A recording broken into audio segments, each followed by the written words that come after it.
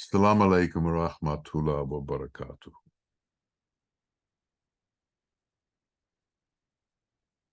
There is a group of people in this world who are searching for the truth. And truth exists. Reality exists. And it's a great mystery. This truth is not limited. It's available everywhere. It's available in every country. It's available to every nationality. It's available in any language. It's available through all and everywhere in the world. Teachers come and they claim to be able to tell you about the truth. I remember when I was in my early 20s, I started reading about people who claimed they understood the truth. And they would all tell you that they knew, and as you read and read and read, it didn't go anywhere. It didn't seem to accomplish anything. Because so many of them, so many of the teachers aren't teaching about the truth, nor are they interested in finding the truth. What they're interested in is teaching religion or doing something to earn their livelihood. They teach in order to get paid. They teach because teaching, besides being a medium to tell the truth, is also a medium to do business. And so many of them are here just to do business. In the early 70s, America was deluged with teachers from the East who came proclaiming they had the truth. Most of them came to make money. And they made a lot of money because there was a lot of money to be made here. But truth exists. Truth exists just like water exists. Water exists everywhere, almost everywhere. But to find it, you have to dig. You have to dig a well. And water, when you reach it underground, will begin to gush forward. A true teacher is connected to the well of wisdom. He's connected to Allah in a very profound way. And a true teacher, to you, whatever it is that he gets. It's difficult to find such a teacher, but if you find one, you have to hold on to him, and then you have to absorb what it is that he gives you, which means that you have to give up your own idea of what this world is about and begin to understand his teaching as to what the world is about. We have a choice to make. Are we looking to find God, or are we looking to satisfy this body? Illusion is the work that we do to satisfy this body, as if this body can be satisfied, as if there is some sort of culmination that occurs by satisfying this body, when in truth there is no satisfaction within the body, because the body can't be satisfied. It's not the nature of the body to be satisfied. What happens is desire is a torpor and the mind is a monkey. The mind sees, desire activates, and the mind then goes into trying to manipulate form, illusion, so that desire can get what it wants. And this is a constant, ongoing, never ceasing experience. The mind never stops looking. The mind and desire never stops wanting. So see, want, see, try and accomplish what it is that you want. Try and accomplish what it is that you want to get. There is a big difference between reality and illusion. There is a big difference between the world and illusion. God is everywhere, and God knows everything about us. He is also present in everything, and he watches over his entire creation. He understands us. He knows us. He knows what we need. He knows what our desires are, and he knows how to satisfy them.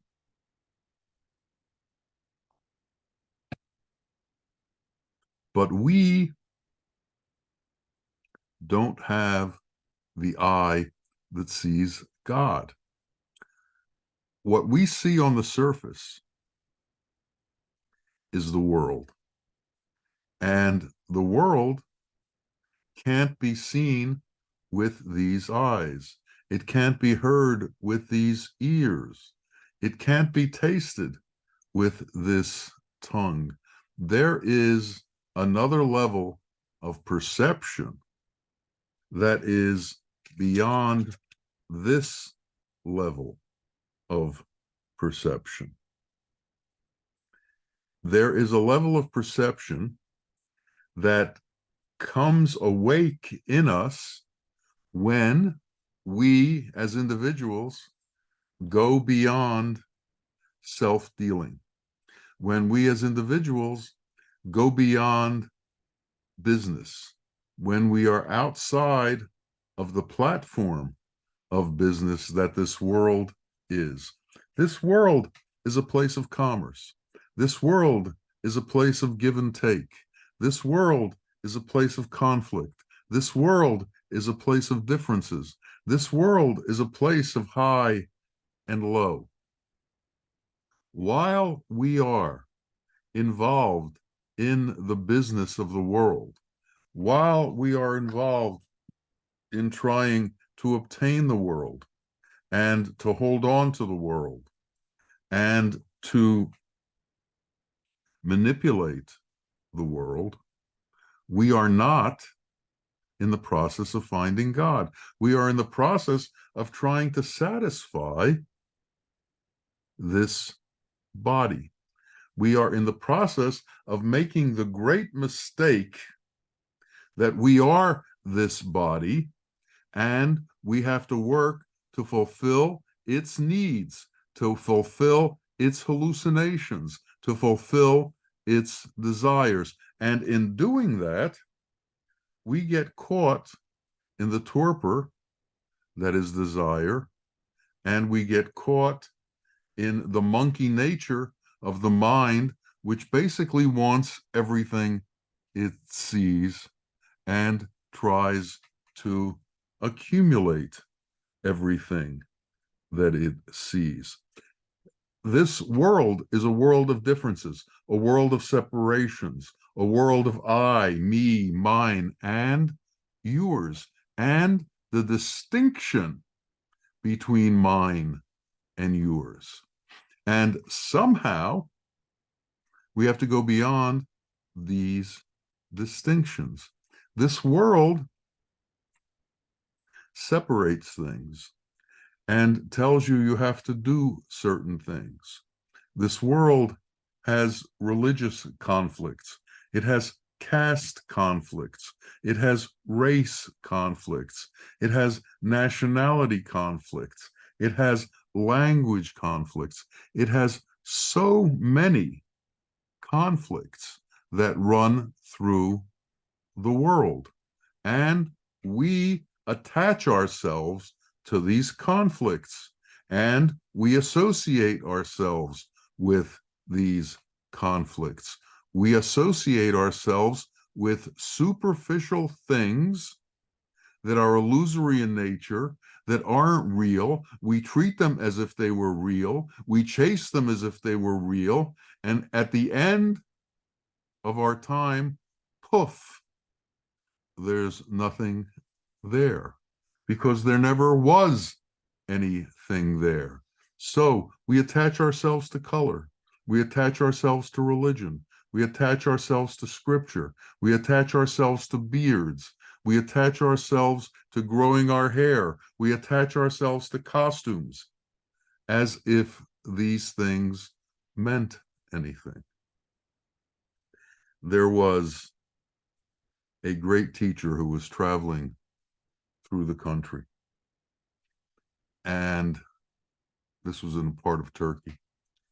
And a small group who had a sheikh said to their sheikh, we should go see him. He's a very important being. And the sheikh said, I will only go see him if he invites me. I'm not just going to go on my own. I'm too important not to be invited. So they all went. Some of his disciples went to see the great teacher when he came to the town. And they said, our teacher needs an invitation, but we ask that would you please give him that invitation so he can come and meet you. And the wise man looked at him and said, you know, he calls himself a great teacher, but really he's only interested in his beard. But because you came, I'll invite him. And he came, the other sheikh came before the great sheikh and sat before him. And the man looked at him and he said, you know, you call yourself a teacher, but in truth, you're not teaching anybody anything. You're just interested in your beard. And when he heard this, it struck, the truth of it really struck him, and he began to tear his beard out. And the wise teacher said, see, he's still just interested in his beard.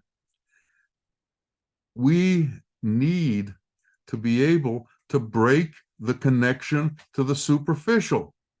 Even when we become conscious of the superficial, it becomes difficult to break the connection to the superficial. So what do? How do we break that connection? That connection can only be broken when the connection to the I is broken. The connection to the I is the basis of all of our connections to the superficial. Everything has to do with that connection to the I. As long as we believe that we exist separate from everyone else, then we will be caught in illusion and we will be caught in our attachment to illusion. If we believe we are separate, then we believe our religion is separate. We believe our color is separate. We believe our costume is separate. We believe our rituals are separate. We do not see the unity in all of these things. We do not see the unity in all of these really non-essential things that we need in order to find out the truth about ourselves. We are caught up in the images that the mind projects and brings into the world. You know, men follow the horoscope and they try to tell their futures from the horoscope. And what's the horoscope made up of? Lions, bulls, scorpions, crabs, all kinds of animals. Yet man associates with these animals as if these animals can predict who he is. At the time when Moses went to get the commandments, he was gone for a number of days, and people lost faith. They became frightened. So what did they do? They began to project what their mind was projecting, and they began to build what their mind projected. And their mind said to them, we need something to worship. We need something we can see. We need something we can touch to worship. So they built a golden calf. So they had something tangible for them to worship. Moses is explaining to them the uniqueness of God and the non-form that God is, yet they couldn't hold on to that even for the days that he was getting the commandments. So they had to go back to form and create form in order to be able to worship form.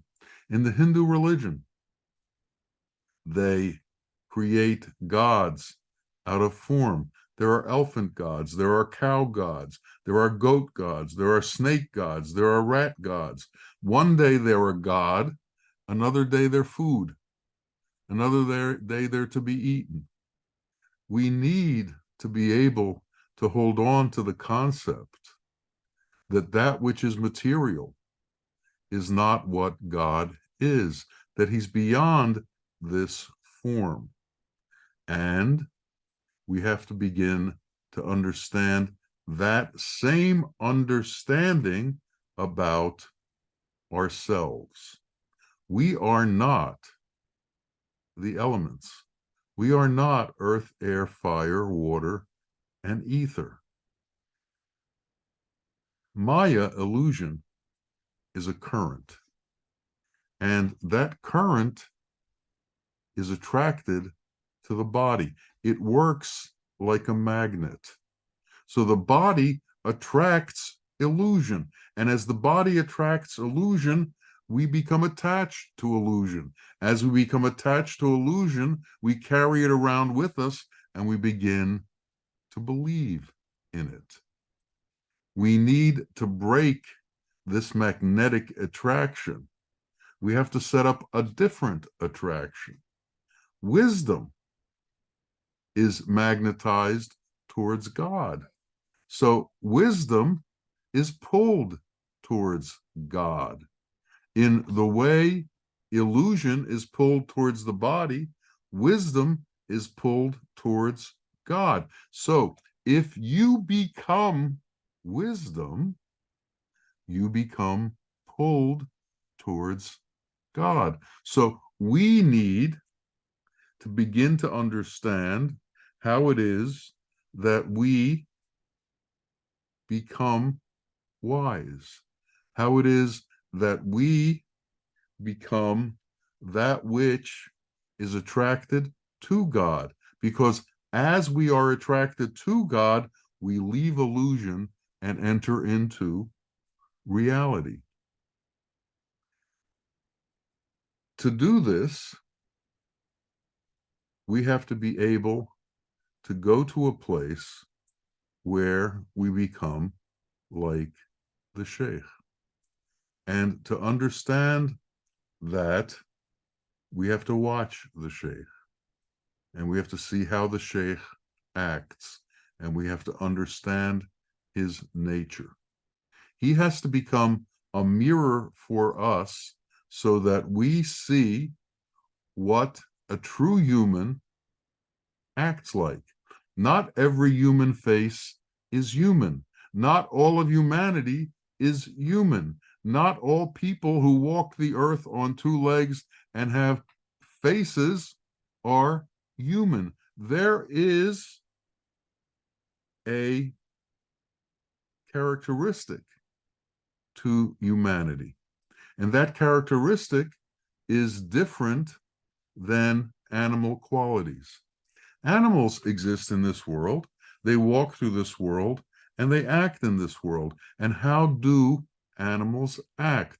They act to preserve themselves, they act on behalf of themselves, they act to feed themselves, they act to recreate their species, they act from a core that is interested in self-preservation. As true man, we have to understand that this body cannot be preserved. It has a time limit to it, and that time limit can come at any moment, and it is in God's hands. And as we were created, as this body was created by God, this body will also be destroyed by God. But we also have to understand that we are not this body. So we have to begin to act like we are not this body. We have to begin to understand that there is a unity that is in existence within each of us that unites us all as one brotherhood and sisterhood, that unites us all as one humanity. And only when we understand that can we bypass illusion. Because as long as we have the distinction of I, then all of the other distinctions come with it. Then all of the other separations come with it. Then all of the other separations come with it. As long as you have the distinction of the I, then religion comes along, then race comes along, then color comes along, then language comes along. And we treat all of these things as if they were somehow creating differences amongst us. We don't see them as superficial, we see them as real. And we can't lose that understanding until we lose the attachment to the I.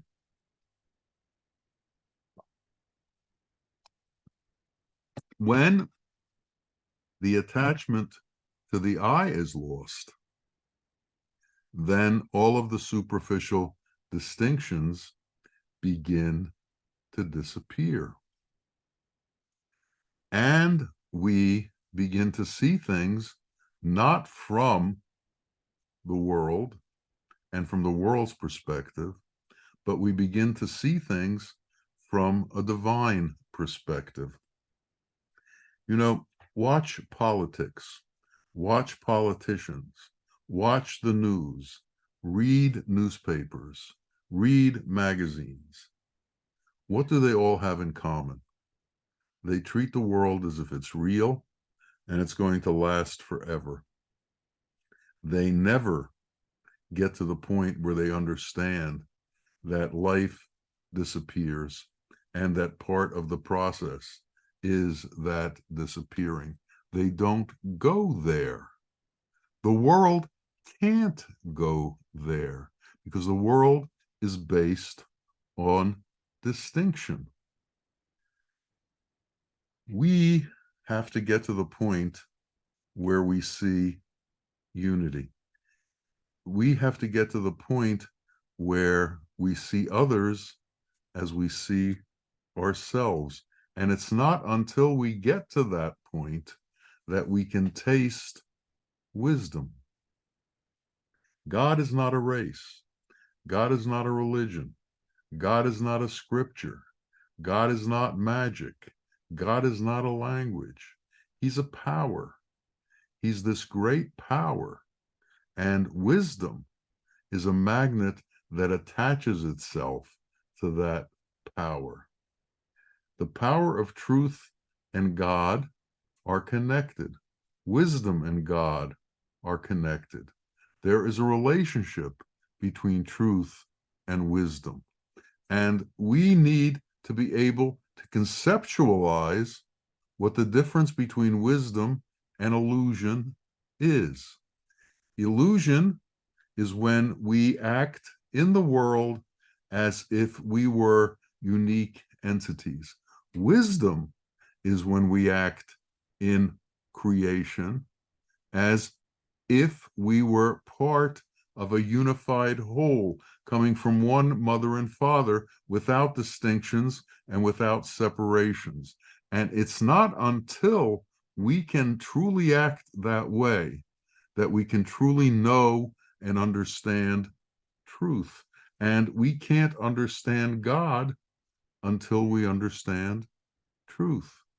And we can't understand wisdom until we understand truth. So wisdom sees reality. Distinctions see illusion. Distinctions see torpor. Somehow we have to focus on reality and understand the nature of reality. Now, truth is a light. That light is an effulgence. The perfection of that effulgence is God. And when we can understand what it's like to be light as opposed to being form, we can begin to understand the difference between illusion and reality. Illusion is temporary. Reality is eternal. Illusion dissipates. It has a time to it. It dies. Reality is eternal. Reality doesn't have form. Illusion has form. We, in truth, are not beings of form. We are beings of light.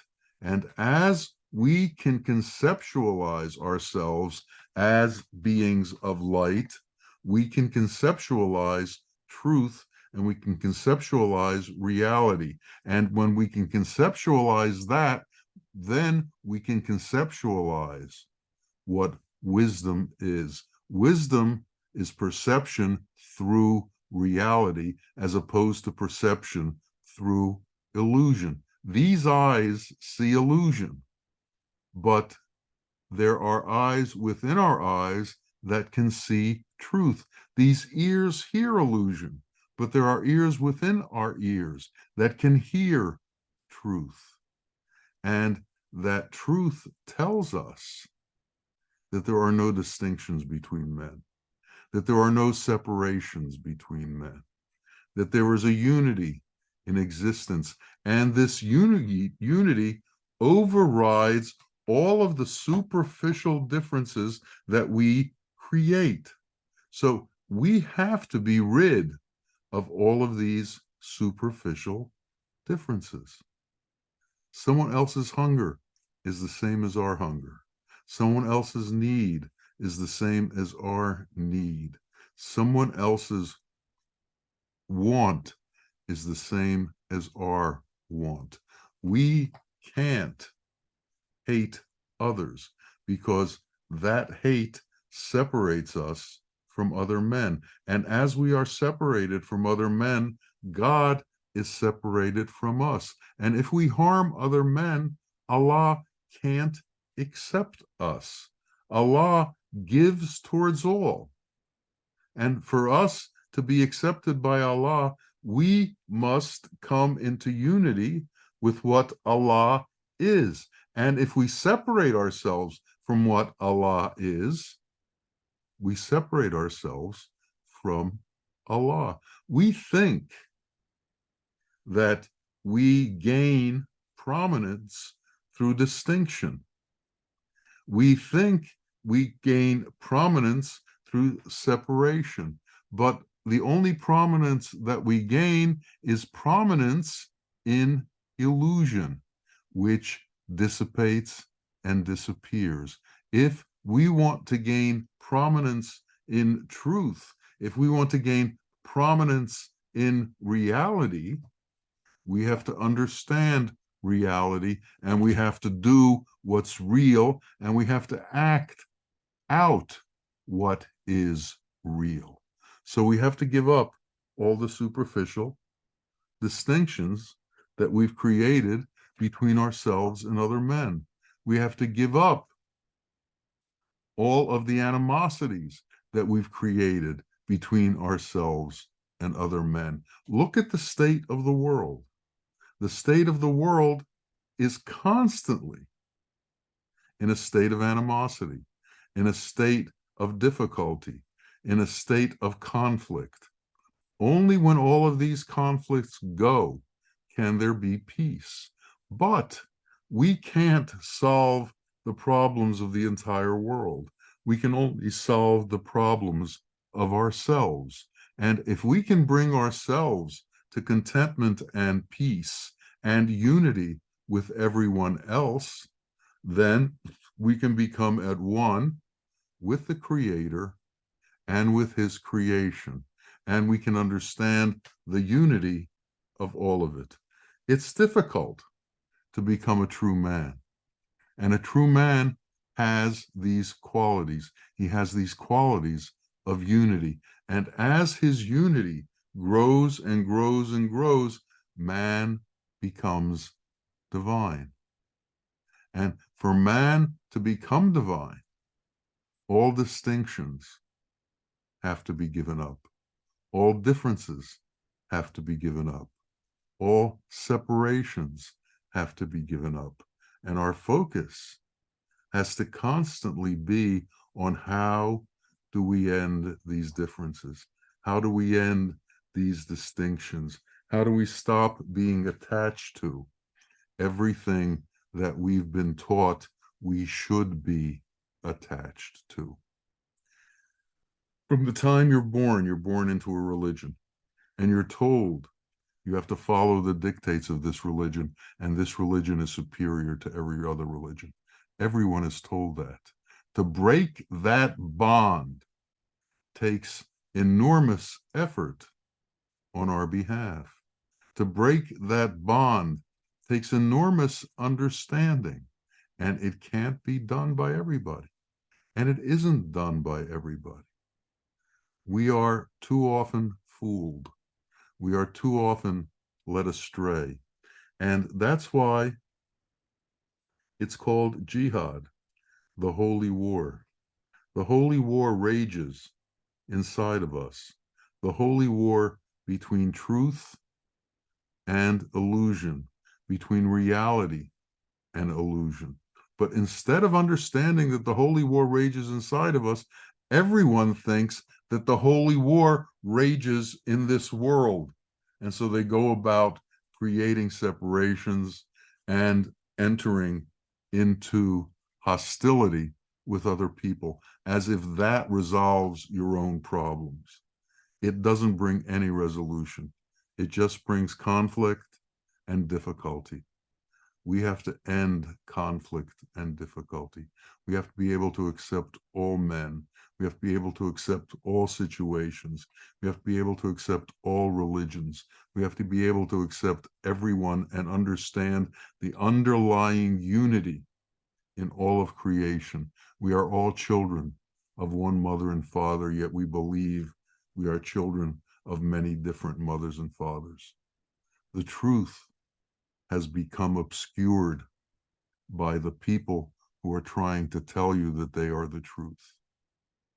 You have to understand that within the ones who are here to promulgate the truth, the ones who claim they are descendants of the prophets, descendants of the ones who came to preach about God, they are bringing about so many of the problems in this world.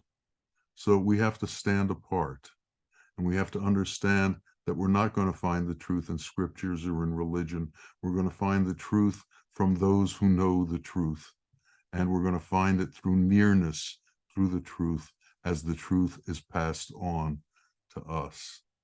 So let us understand what it is we have to do.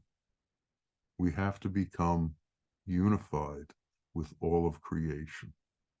We have to become unified with every other being in this world.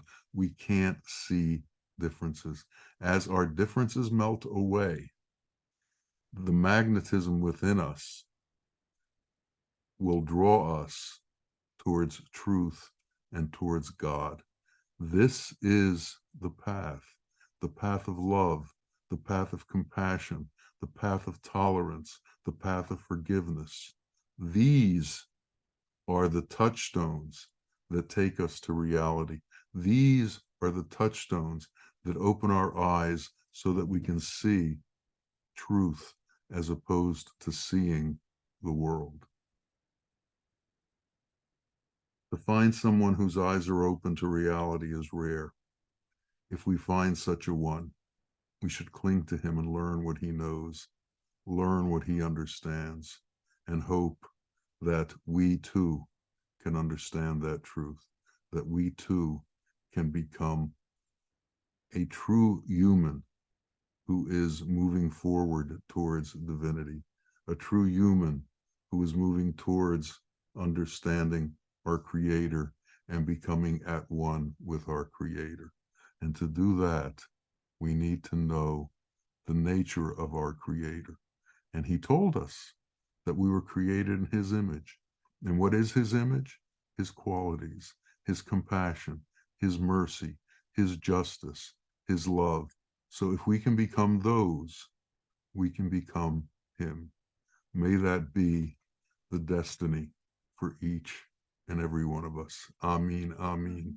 Ya Rabbil Alameen. Assalamu alaikum wa rahmatullah wa barakatuh.